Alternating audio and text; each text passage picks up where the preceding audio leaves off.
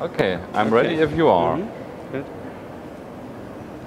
Professor Dequeker from the University of Leuven in Belgium. Quality management is for sure a very big issue, and you are a driving force in the external quality assessment, EQA. Could you tell us a few words about the learning curve for those who participate in EQA schemes? Okay. Yes, laboratories learn quite a lot if they participate to EQA schemes. Laboratories participate, they receive samples, they analyze them in the lab, and they receive results back after the assessment. And from these results, they can see what was going wrong and also what was going wrong in other laboratories. And research done at our university based on the result of the different EQA schemes we organize now since 2009 in pathology. There we see that laboratories who participate regularly and take up the message that they improved really with their performance. So it's really a good signal that if you push energy in your lab to learn from your mistakes, that it goes better at the end. And it's better for the patient, better for quality of care. So really the laboratories learn from participating to EQA schemes. Thank you. I listened to your talk yesterday, and it was quite convincing, the data you presented us. Next question is, how can EQA help for the development and implementation of new technologies?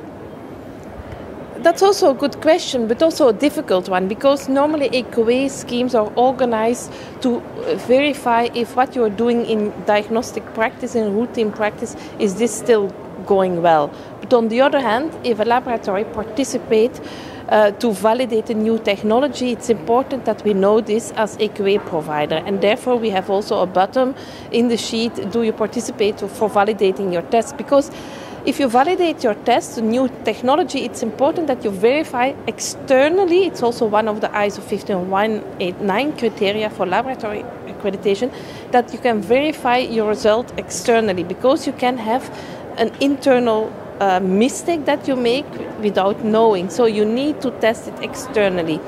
And what we also see in EQA schemes, if a new methodology is coming on the market, laboratories has a learning curve to work with these new methodologies, to know what to do in the laboratory, but also how to interpret this. And if they verify this during an EQA scheme, then they see what is going wrong and they can learn from it. So in that way, EQA is also a good tool to validate your new methodology, but we need to be careful if laboratories participate for validating their test, that we as EQA provider knows this, because that we can taking out these results from the final scoring, because otherwise we are saying, yes, quite a lot of diagnostic laboratories still make errors in their EQA schemes, so it's very bad what is ongoing in diagnostics. And that's not the case. It's going very well in the diagnostic.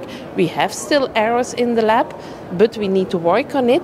But if we validate the test, we need to know that we don't calculate these errors in the general score of EQA performance for diagnostic labs. Mm-hmm. Good quality is of crucial importance for all of the stakeholders, not only for the pathologist and his lab, but also for the clinician and for the industry that delivers instruments that have to be applied correctly, and most important, probably, for the patients whose treatments often substantially rely on the pathology results and reports.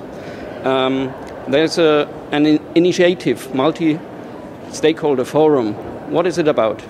Yes, we are trying to bring as much as possible people together who are involved in this kind of testing. So if a laboratory test, for many years we were working on improving the quality in a diagnostic lab. Now we reach a level that is really good. It can still better, but it's good.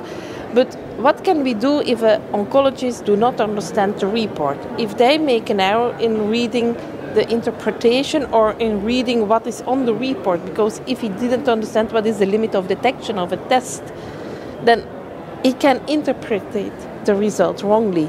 And therefore it's important to work together with different stakeholders. Also, like you mentioned, the industry and the diagnostic industry who make kits, who make instruments in the lab, that they really know what we need to have to trust our diagnostic work.